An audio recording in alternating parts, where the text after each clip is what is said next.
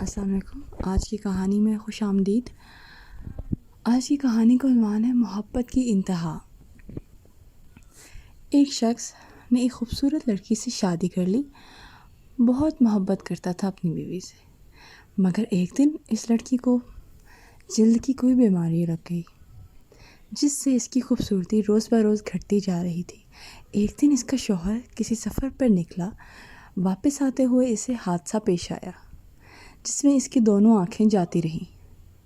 خیر، ان کی ازدواجی زندگی یوں ہی چلتی رہی اور اس کی بیوی کی خوبصورتی مزید گھٹتی رہی، مگر اندھے آدمی کو اس بات کا علم نہیں تھا، لہٰذا ان کی زندگی پر اس کا کوئی اثر نہ پڑا۔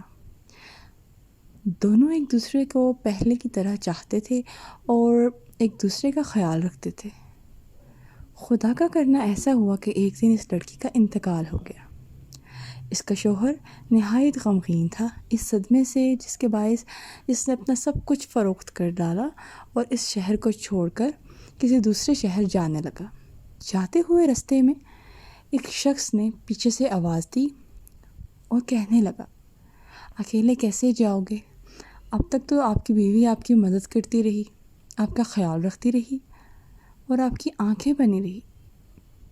اندھے آدمی نے جواباً کہا، میں اندھا نہیں تھا، مگر اسے ایسے دکھا رہا تھا جیسے میں اندھا ہوں، کیونکہ اگر اسے یہ پتہ ہوتا کہ میں اس کی بدصورتی دیکھ سکتا ہوں تو یہ احساس اسے اس کی بیماری سے زیادہ تکلیف دیتا، اس لیے میں نے اندھا ہونے کا ڈرامہ کیا۔ وہ بہت اچھی بیوی تھی، میں تو بس اسے خوش رکھنا چاہ رہا تھا۔